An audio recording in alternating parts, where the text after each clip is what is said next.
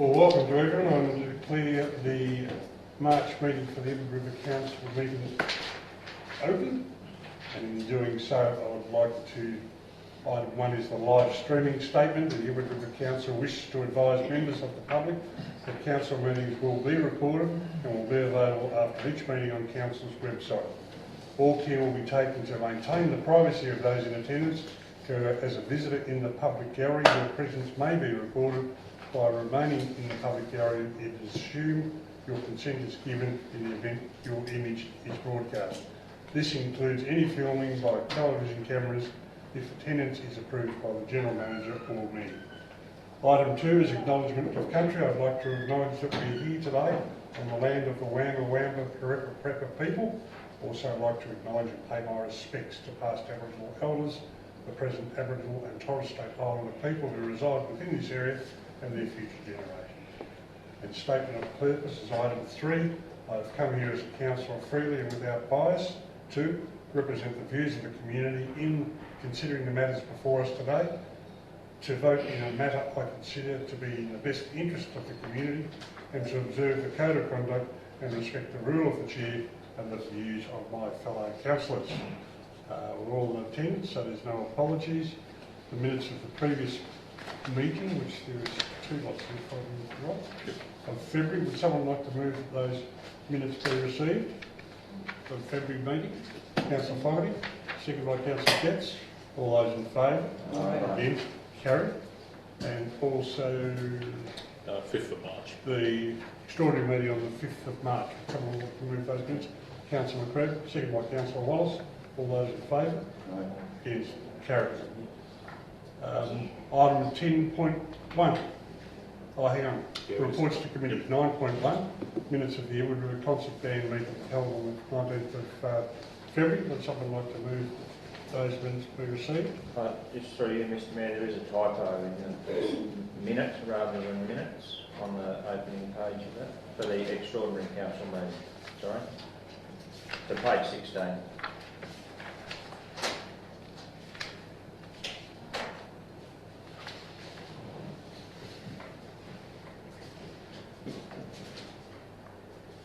The minutes, it should be minutes. It's got minute. All right. Missing the S. Right. Just a typo. Thank you, Councillor McCrae.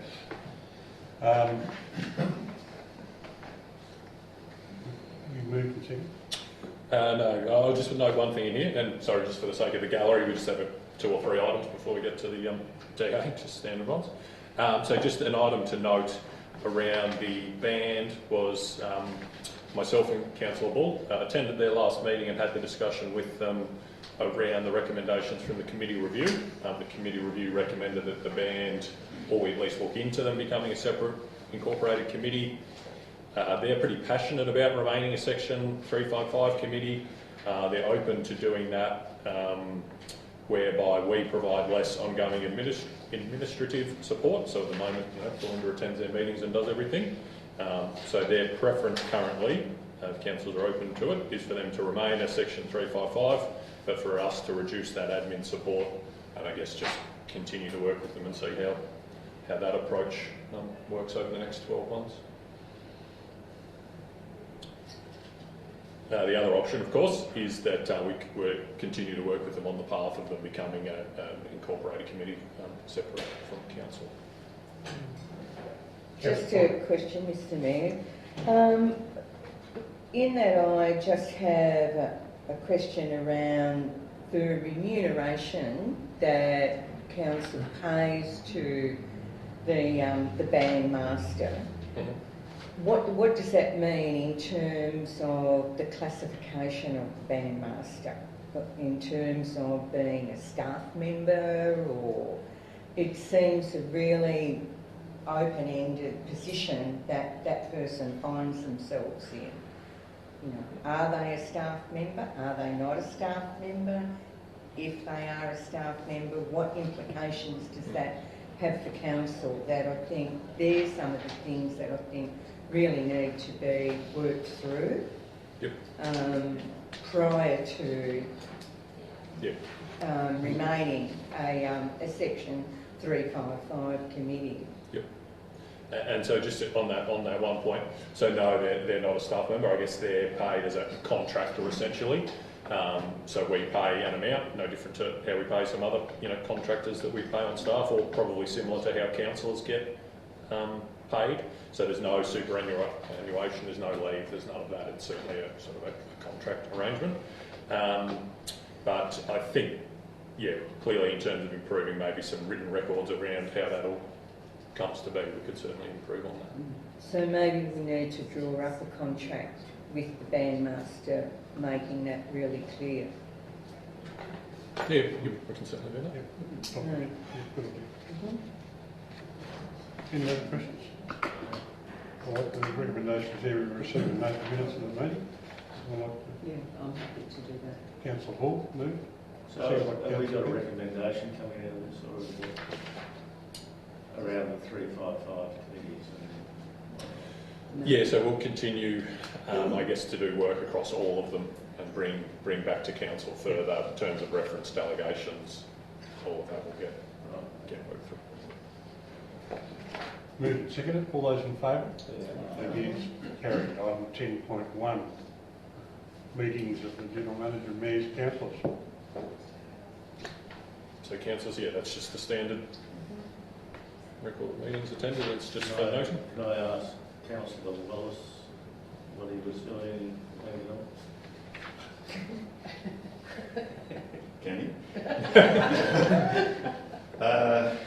Mr Mayor, I represented the council at the meeting at DPI Water at Wanganella with their, I'll probably make a report on it later on when we've got more time, but basically DPI Water, in their efforts to close down the Yanko Colombo Creek, Kilbon Creek area, they're doing modifications, as they would call it, and they would like to replace the Wanganella Weir, which is a council-owned asset, at their expense, raise 200 metres upstream from the existing weir, raise the water level somewhere between 1 and 3 metres. It would be an undershot weir, automated from Leeton.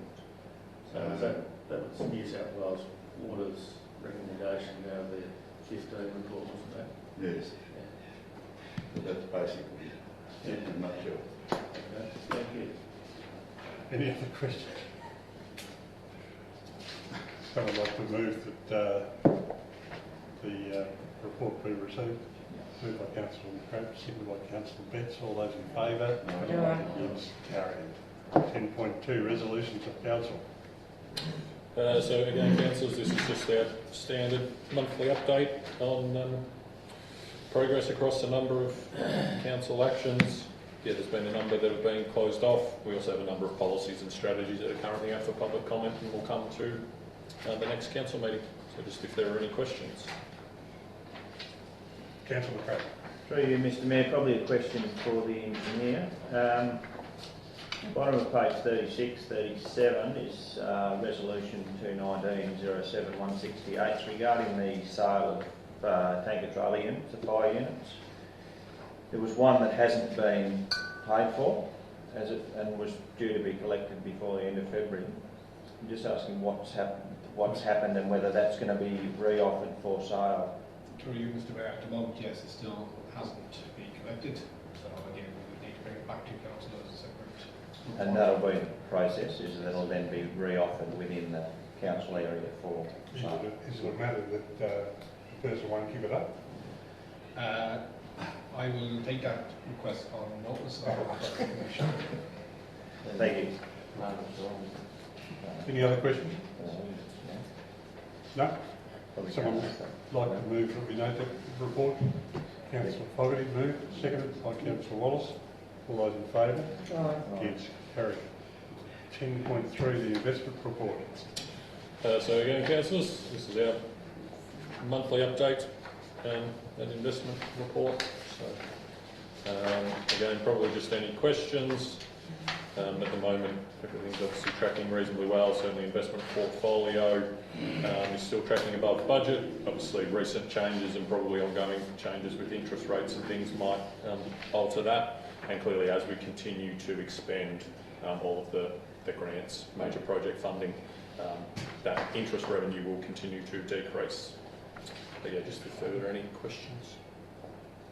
Councillor, Through you, That's Mr right. Mayor, just I have two questions. One regarding, I've raised previously, just maybe a comment, Adam, on the, receipts of nearly 5 million and payments of just over 5 million. I mean, they're big numbers again. Is that actual, or is that sort of book entries like we've seen in previous months? I'm pretty sure this month it's a bit of a combination of both. Some of those, the book entries, working through some of the work we've been doing to clean up accounts is coming towards its end, but also we have, think through some of our major projects, had some larger payments that we've been making. Yeah, certainly reduced on what we've seen in the past. The other question is unmatched receipts on the bank statement, 71,000. I think that seems to be quite a high figure. I'm just wondering if that's an issue with the 29th of February falling on a Saturday, or? Yeah, it's good. It could be something like that. That's one I'd need to follow up with Right. the finance team That'd to be get the good. exact detail on. Thank you. any other questions? Someone want to move the recommendation? I'll move that. Moved by Mr. Mayor. Councillor McCredie, seconded by Councillor Metcalfe. All those in favour? Aye. Against? Carried. Item 10.4, qualification TA for the Bendigo feedlot. Sure. Surely? Yeah. Yep. It's okay, Mr Mayor, I'd like to provide an update on the progress of the application since the meeting on 5th of March. Firstly, Council requested a referral from the Natural Resource Access Regulator on 2 occasions during the assessment of the modification. MRA, as they know, has now provided a response on the 9th of March, and they have advised that the existing general terms of approval that they issued on the 31st of July 2015 remain valid. That's referenced on page 54 of the report. Secondly, Council received a submission on the 11th of March 2020. This submission was received outside any of the exhibition periods that were held for the modification. That's been noted on pages 61 and 62 of the report and is in attachment 17. Thirdly, Council conducted a site inspection on the 13th of March 2020. 3 councillors and 2 staff attended the inspection. And the last point is, at the meeting on the 5th of March 2020, Council asked me a question about whether they could approve the composting pad and refuse the variation in livestock numbers. At the meeting, I indicated that I thought Council could. However, upon reflection, Council made a decision to obtain legal advice in relation to this matter. The legal advice came from the Marsden's Law Group on the 16th of March 2020, and their advice is as follows. Council can grant a modification allowing a variation in livestock numbers, and in granting that modification, Council can impose a condition with respect to the planning matter. So essentially, that Council can approve the variation in livestock numbers and impose a requirement for the composting pad to be moved. However, if Council refused the modification by not allowing the variation in the livestock numbers, Council cannot decide to modify the application by requiring the relocation of the composting pad. And the reason for this is that the application for modification to Council is to vary the livestock numbers. The composting pad is an issue that has come about as a result of the assessment of the modification. So essentially, it is not, the composting pad is not the subject of the application that was made by the applicant. Let's just move to the recommendation. So the composting pad is a condition of consent. Yes, it would be. Yes. The recommendation to Council is that Council approve the modification of development application 1615 DAA for an intensive livestock facility feedlot on lot 5, DP 720227, lots 8, 22, 30, 31, 33, 34, 35, 36, 61, 72, in DP 756268, Porcanella, Carnarvon Road, and lots 23 and 84 in DP 756247, Manook, Canargo Road, dated the 13th of July 2018, as detailed in the documentation listed in attachment 18 of this report, in accordance with section 4.552 of the Environmental Planning and Assessment Act, and subject to the following reasons.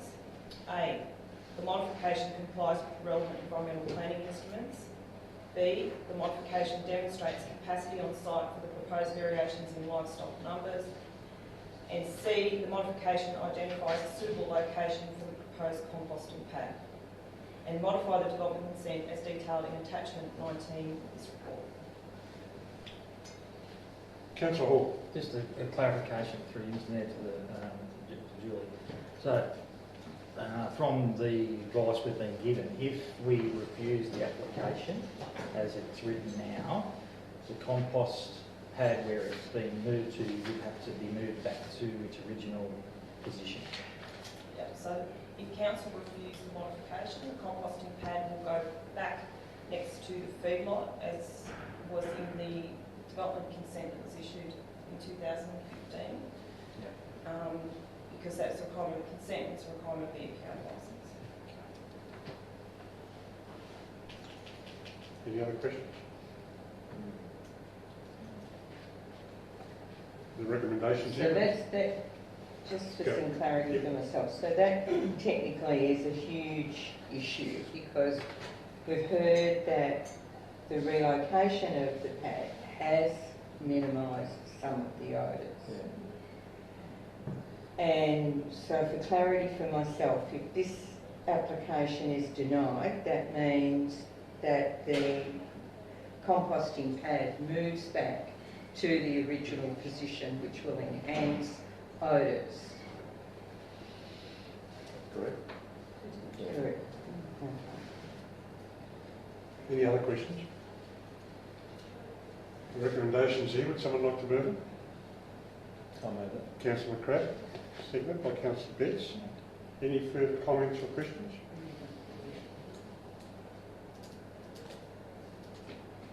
Moved and seconded. All those in favour? Aye. Against? Carried. We just need to do it. Division. Yes, sorry, let's forget this. Councillor Fogarty, Aye. Councillor Metcalfe, Councillor Hall, Councillor Crabb, Aye. Councillor McAllister, Aye. Councillor Betts, Aye. Councillor Hall, Councillor Wallace, Aye. and me, aye.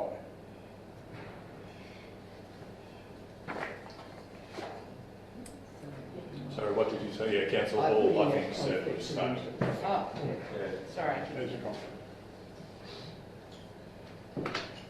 So now, Belinda, you've got that. No, but actually, She's got ashes. Okay. You just you put ashes and say, not mine. Oh, sorry.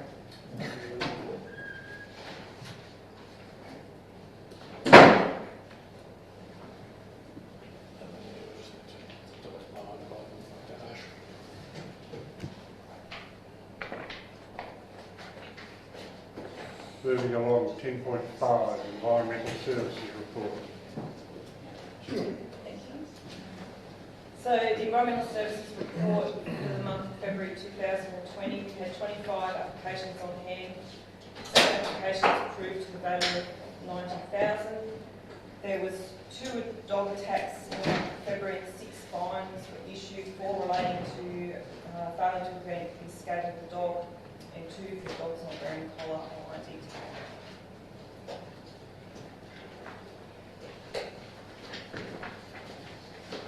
aye.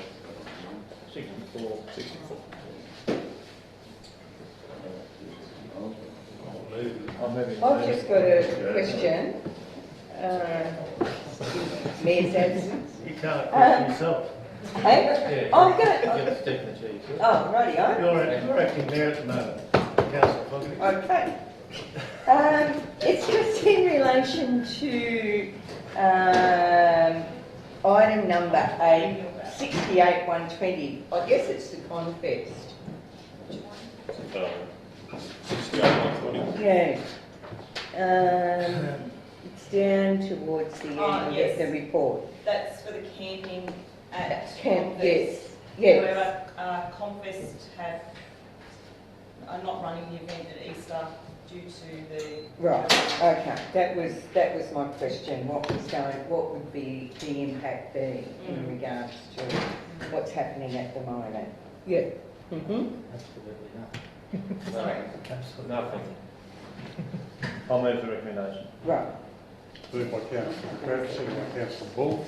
All those in favour? aye. Against? Carried. 10.6, water transfer. Thanks, Julie.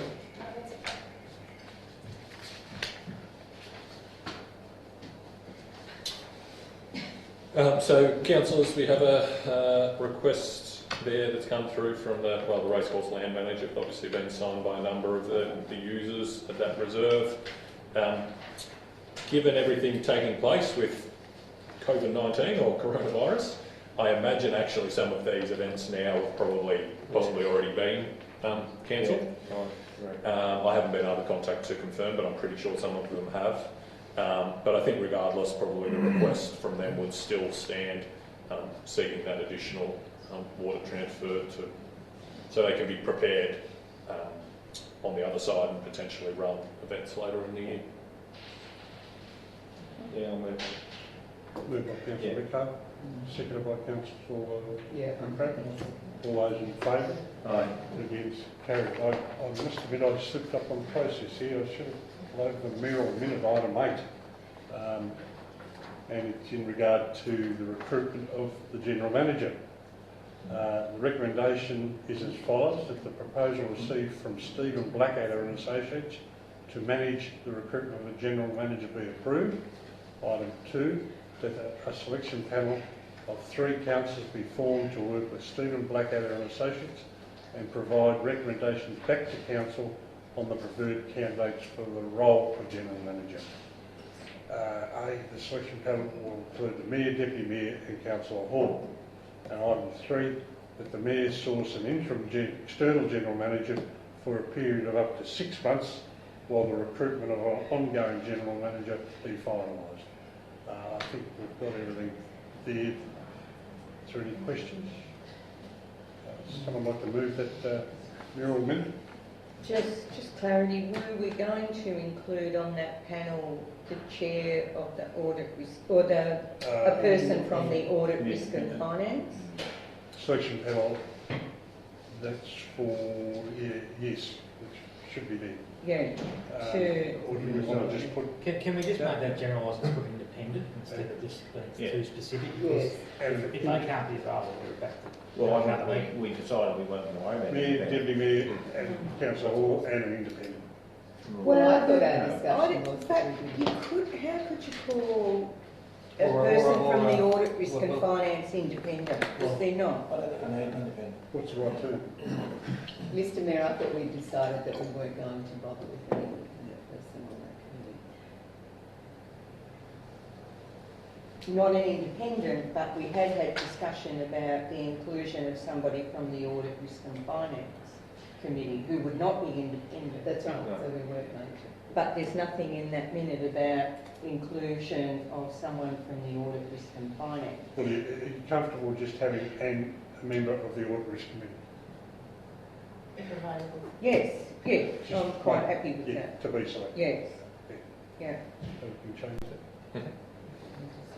All happy with that? Mm-hmm. If available, was that? If available, Yeah. yes. Or it could be a councillor.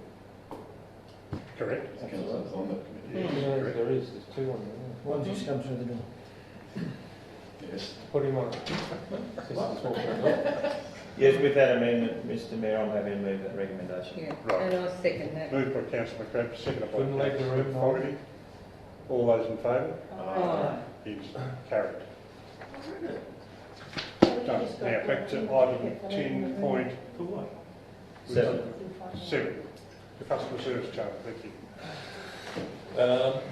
So through you, Mr Mayor, councillors, this is a document we have been working on for some time, but essentially, obviously, it's a charter to start to set some standards, some customer standards, both that we obviously are aiming to meet, but also to set some standards so that we have something to measure ourselves against. The reason we've taken a little while to develop this. He's just waiting to make sure we actually have the systems in place to be able to effectively measure a number of the standards that are outlined in there. We feel like now that we've got the updated customer request system, the new phone system, that we're in a better position to do that. And just to say, certainly these standards, we've had a number of discussions with staff and have gone with, I guess, what we think are standards to aim for currently. And hopefully in the future, I think they're standards that we can continue to improve upon.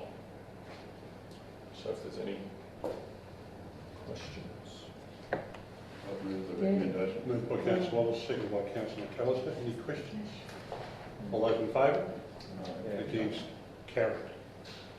Item 10.8, Equal Opportunity Diversity Policy.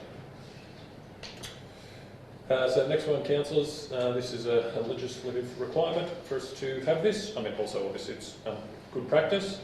So attached is both a copy of an equal employment opportunity and diversity policy, and then also a plan attached with that. Again, certainly we've been mindful with the plan of making sure we're setting standards and performance indicators for things we think we can meet, and certainly with this we've been trying not to set another plan that creates a whole bunch of additional requirements on staff, but a large number of the items in here I think we already do, or are items that we're already aspiring to achieve. Right, the recommendation has been moved by Councillor McAllister, Yeah, okay. seconded by Councillor Bull. Any questions? Just a question, Mr Mayor, probably for the General Manager. Is the Director of Corporate Services away? Yes, yeah. Wasn't sure why she wasn't here. No, yes. Right. Yeah. Moved and seconded. Any other questions? All those in favour? Against? Carried. 10.9, Privacy Management Plan. Draft. Again, through you, Mr Mayor. So this is I guess another legislative requirement, so a privacy and personal information or privacy management plan, but under the Privacy and Personal Information Protection Act. We certainly, the plan is quite long. There's a lot of sections in there around privacy of health information. We did inquire with the Information and Privacy Commission about our ability to exclude a number of those sections. Their advice, and it is included in the report, is that they feel like that we still would possibly hold some of that information, even if it's just to do with employees. So all of those sections needed to be included. So yeah, just if there's any questions on that, but largely obviously it outlines the processes we need to have in place for managing private information. Right, the recommendations there that we put it on exhibition for 28 days. Someone like to move? Councillor Fogarty, seconded by Councillor McAllister. All those any questions? All those in favour? Against? Carried. 10.10, North Depot. Julie.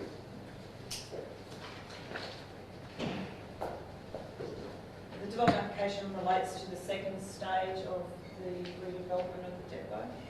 It's recommended to council that they approve the development application for 20, dated the 30th of January 2020 for stages 2 and 3 of redevelopment.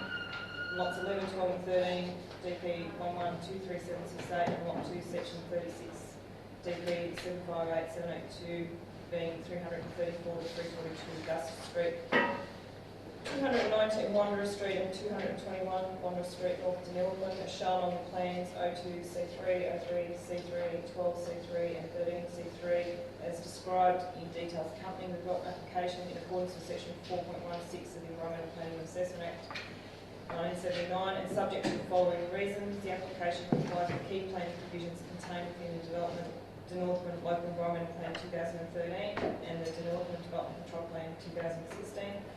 Proposal is consistent with the zone objectives and the existing character of the area, and imposed conditions as detailed in attachment 2 is referred. Moved by Councillor McAllister. Second, Councillor Fogarty. Any questions? All those in favour? Carried. Just one question, Mr Mayor, sorry. Thanks. Councillor Foggy, yes? Just a question, Mr Mayor. There's no authoriser for that item? Just, we've never had It's that. just, We've never had that before. oh, that is It's, yeah, on the authoriser, yeah, it's an info council. Yeah, something in the systems, obviously. Top. The top.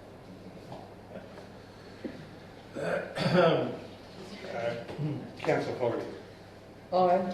Councillor Metcalfe, All right.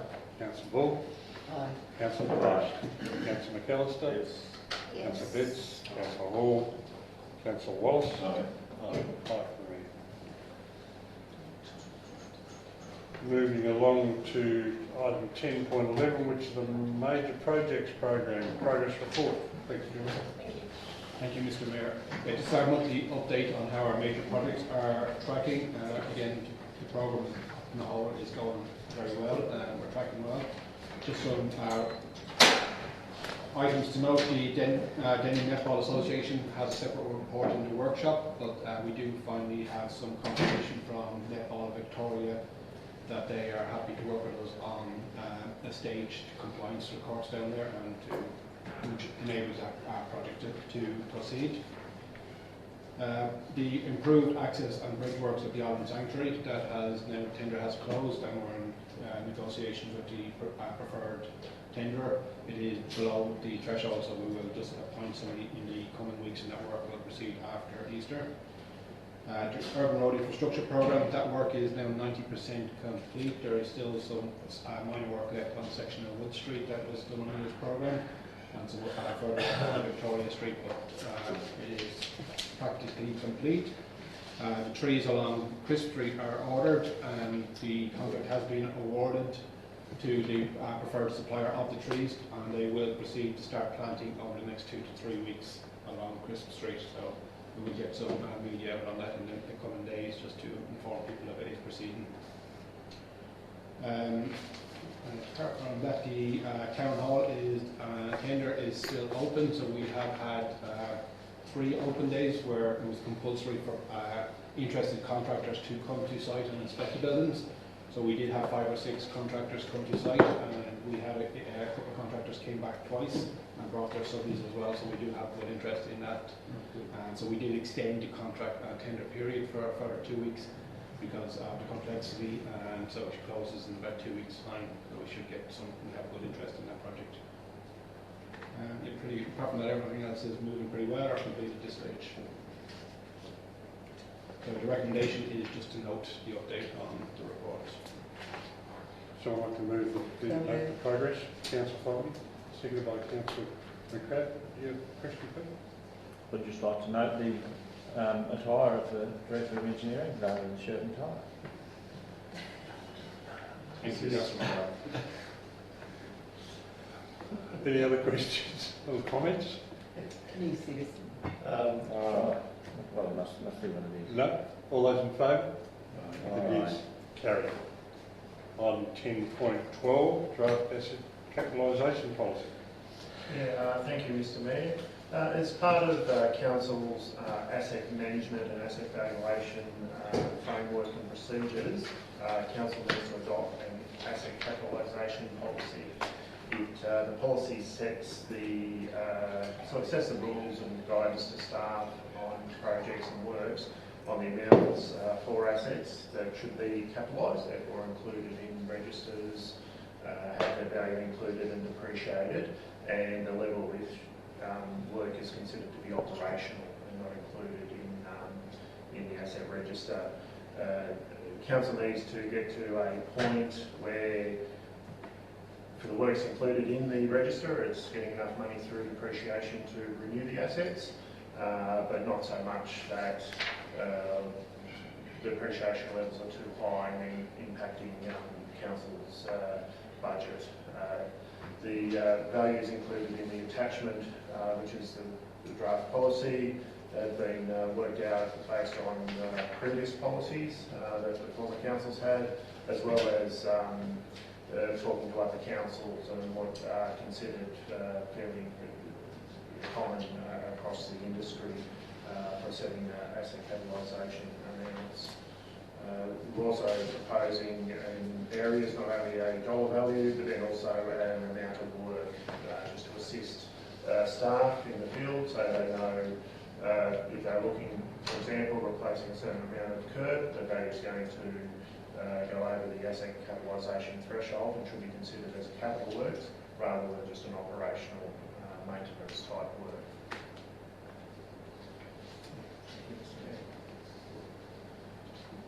Sorry. Yep.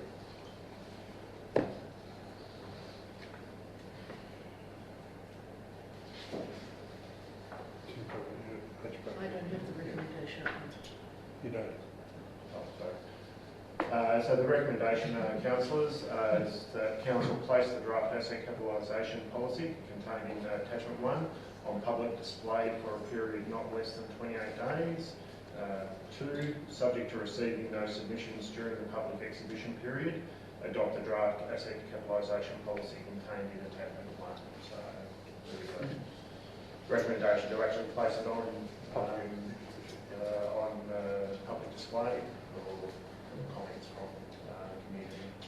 I'm happy to move that. Moved by Councillor Betts, seconded by Councillor Bull. Any questions or comments? Councillor Wallace. Can I ask the Director of Engineering, where would the Wanganella Weir following all that, does that come under the water infrastructure or?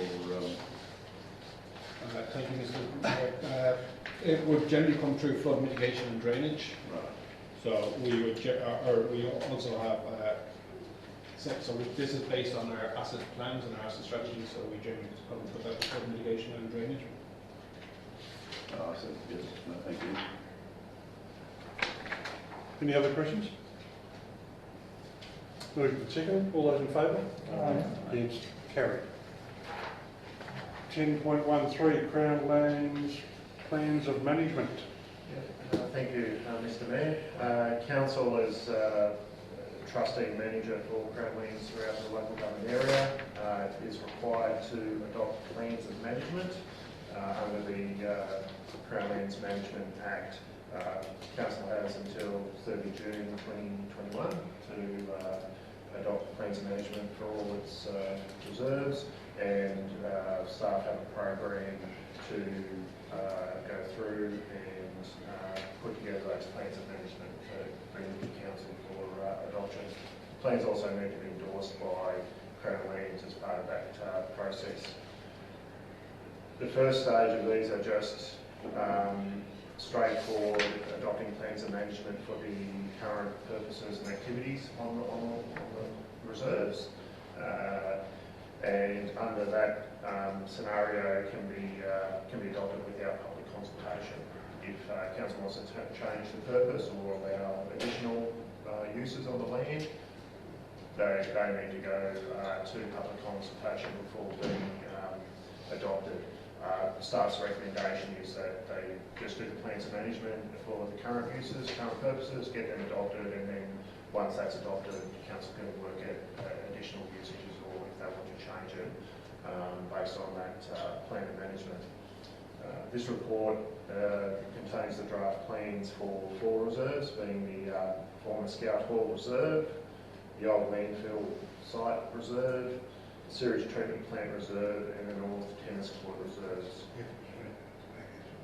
Yeah, I appreciate that they're not the names best suited to those reserves at this present time, but they're the names that are in the Crown Lands Management register, and a change of name is enough to trigger the requirement to go to public consultation and do a full-blown plan of management process. So council staff have decided in putting them up to council to just keep their current reserve names, and then we'll look in the future at changing the name to something that's more consistent with the use of those reserves. The reserves have been put together using a standard template given to council by Crown Lands, and we've used it for 3 reserves previously. Those reserves have been adopted by plans of management for those reserves have been adopted by council, and we've sent them to Crown Lands for their endorsement. Today we haven't heard anything back from Crown Lands. every council is trying busily to get these plans of managements up, and I'm bombarding Crown Lands. Every council has around 50 reserves. I think we'd be pretty normal for councils. So a lot of country councils would have around about that 50 plus. So it's quite a number of plans of management that Crown Land will have to go through. But ultimately, council needs to adopt it, and then let Crown go through their process. So the recommendation for the report is that council 1, adopt the plans of management for the following Crown Land reserves. A, Performance Capital Reserve contained as attachment 1 to this report. B, Old Landfill Site Reserve contained as attachment 2 to this report. C, Sewage Treatment Plant Reserve contained as attachment 3 to this report. D, North Tennis Court Reserve contained as attachment 4 to this report. And recommendation 2, submit the adopted plans of management to Crown Lands for endorsement. Any questions? How's the Todd Road thing going? Through you, Mr Mayor, the Todd Road Reserve is back with Crown Lands. There is an issue with native title that Crown Lands have to sort out before the council can adopt it. In terms of native title, they've set a date as to if the reserve was created before that date. It's fine, you can go through just a normal native title review that we can do with staff internally. But if it was created after that date, and I think it's like the mid-90s, but I'll confirm that date, it actually needs to be sorted out by Crown Lands themselves before councils can act on it. And unfortunately, Murray Valley Industry Park falls into that category. So it's dragging on. So it's dragging on with Crown, yeah. So we continue to ask Crown where it's up to and push it along as much as we can, but yeah, that's where it sits at the moment. Someone like to move the recommendation?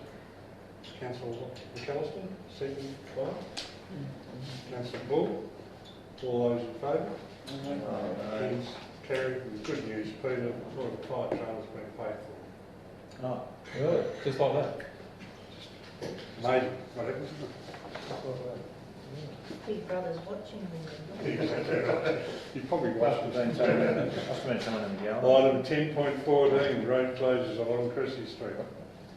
Thank you, Mr Mayor. With the proposed long-term road works along Cressy Street between Harding Street and Edward Street, there'll be a requirement for road closures and sort of major impacts on the road network during that work.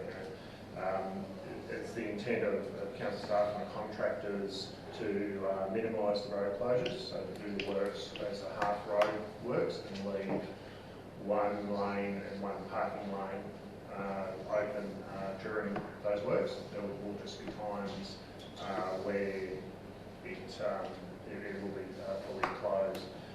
As the work is of a long-term duration, there's council resolution and also the local area traffic committee endorsement for the road closures and traffic management can be approved and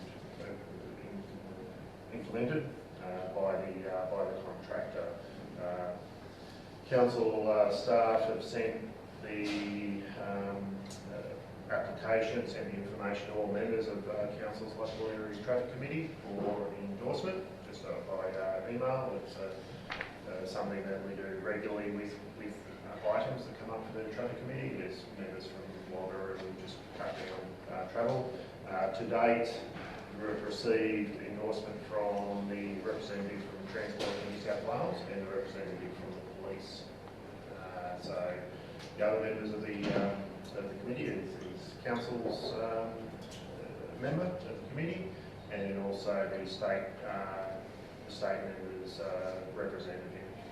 So council staff continuing to just chase up that information just to make sure that we do have those endorsements. Traffic for New South Wales and police have no issues with the traffic management plans, noting that similar plans were put in for the Napier Street work, made around long-term road closure, and sort of very happy with how that works. So, the setup for this section of Crest Street is very, very similar to what was installed, implemented for Napier Street. So the recommendation is the council approve the implementation of the traffic control plan for work along Cressy Street starting in May 2020, subject to the endorsement of the traffic control plan by all members of the Wimmera River Council Local Area Traffic Committee. I'll move the Moved by recommendation. Councillor Cruz, seconded by Councillor Hall. Just a question, mate. So we're using the recipe for Napier Street on Cressy, especially in regard to communication with the traders and, they're in the fold, because it worked well, and I just think we should copy that the same way. So we're doing that the same way. Also, what also worked well for Napier Street was having a traffic controller full-time on site.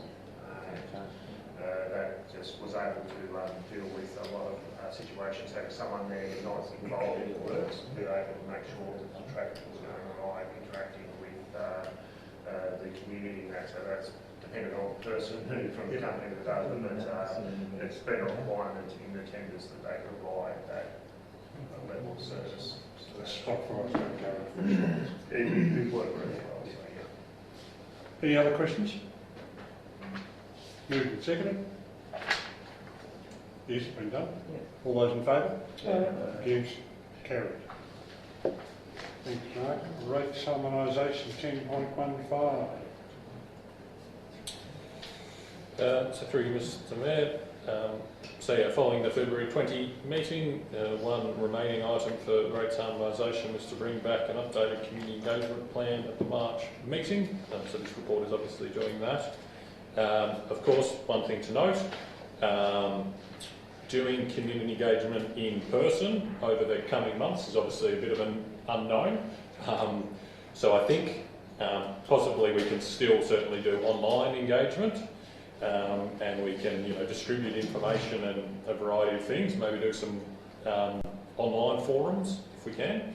But I think certainly the kind of town hall, getting people together style engagement is probably something that we'll steer clear of doing.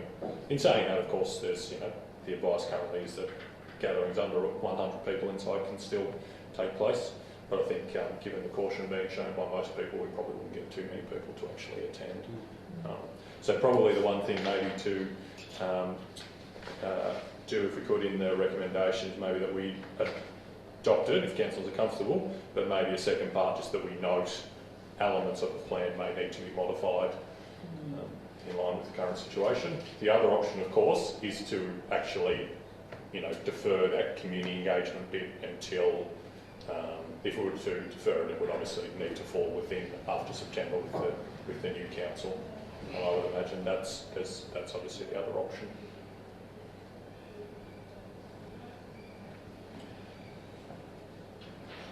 But I think certainly, our plan internally had been, of course, to still have a couple more workshops with councillors to talk it through. And then I think we could certainly still do something whereby we send it around to people, we do online, virtual communication, look at different options through that, and then there'll still be the opportunity, of course, with the new council, and then when the model actually goes out as part of, next year's operational plan and delivery program, there'll still be that opportunity then for sort of some face-to-face consultation. I feel we need to have the communication happening as best we can. Yeah, considering the scenarios we are in at the moment, and as each day goes past, they're getting more intensely. I think we need to adopt the recommendation and the plan as it is, and obviously modify it if need be. But really the engagement doesn't start till May. It's 2 months away. Yeah. We can be in a whole lot better situation. Review on a that whole lot. timetable in April. Absolutely. Yeah, I agree with that. I'm not too sure that we've got our position No, Organised, yeah. no. I don't think I mean, it'd be very difficult to do this process without being face to face with the community. Really difficult.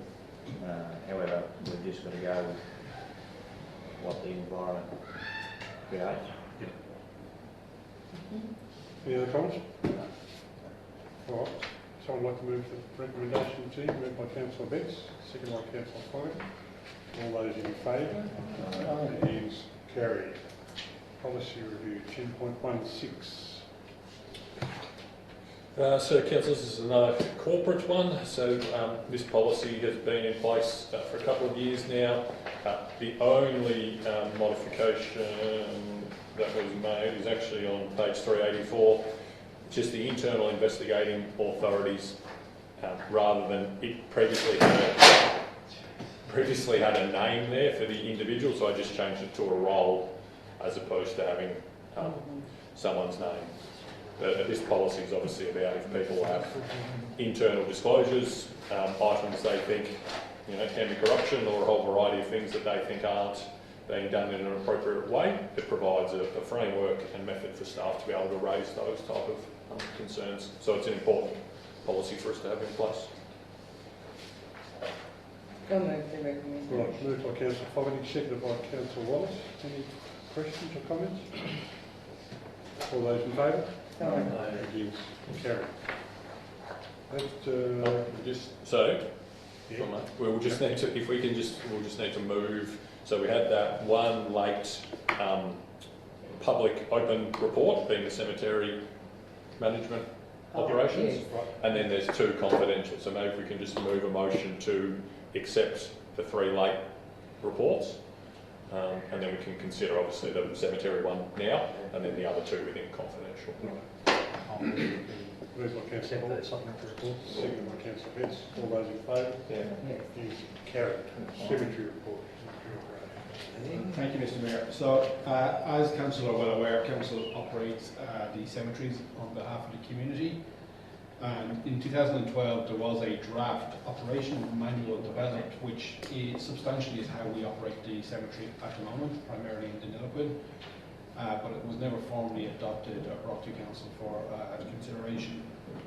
And as part of the strategic review of the committee framework and community facilities and management model, the committee that advises Council, assists Council in the management of the cemeteries was discussed, and it was determined that it should be an advisory committee. And an advisory committee would have terms of reference, and it would exist for the term of the Council. So taking this into account, we have developed draft terms of reference that are attached to this report. And again, we've also updated the draft operationals manual to include for some of our rural historical cemeteries. And we also have updated it to just be current and make sure it's current with our current practices.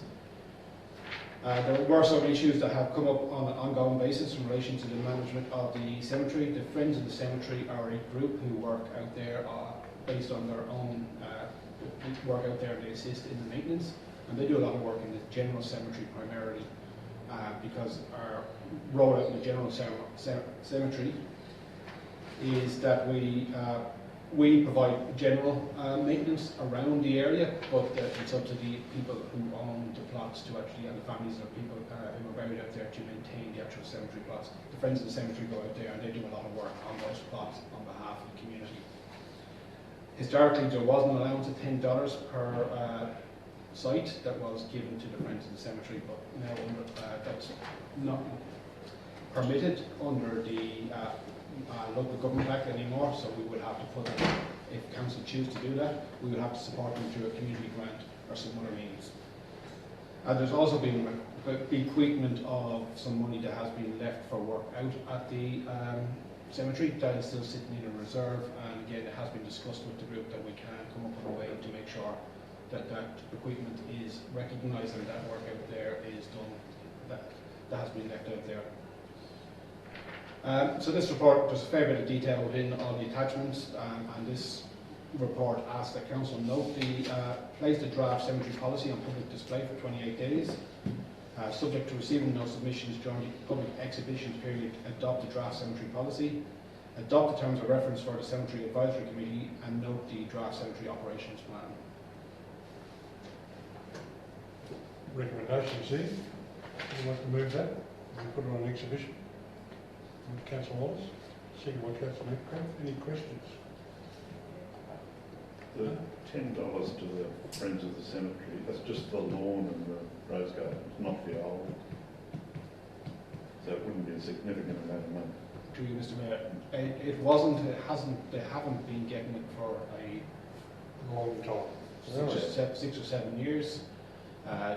Our staff do support them and again will lend them plant and equipment, but they haven't been getting that $10 for a long time. Through the budget process we can potentially look at options of how we might continue to support them. So the 9,000 that's in the cemetery reserve, would that include carryovers from Conago?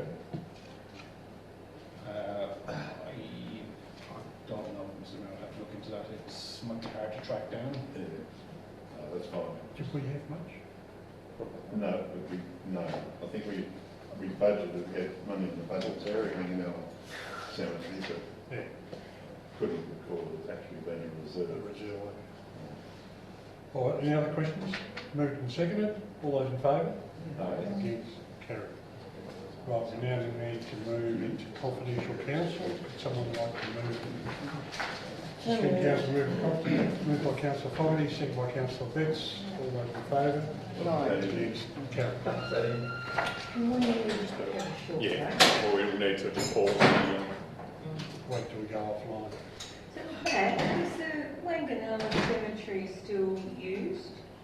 For As in- burials? No, No. closed. One more to go. For contract C 2020-20, Peppermint Heritage Centre, for the total lump sum cost of $525,172.73, excluding GST. Item 5, authorise the General Manager and Mayor to sign and affix the common seal of the Edward River Council to the contract documentation for the Peppermint Heritage Centre. Item 6, authorise the General Manager to approve variations to the contract to cover contingencies of up to 20% of the contract amount. Item 7, note that the works to construct the new cool room and work to upgrade the power supply to the building will be completed by alternate contractors outside of this contract. And item 8, approve the suspension of monthly lease payments for a period of 6 months commencing from the month last paid. And I think that there was just one other small bit to that, and that be noted as council's financial support for the project, but no further. For the business. Yeah. Yes. In lieu of compensation. Yes. No, Don't put the word compensation. Yeah.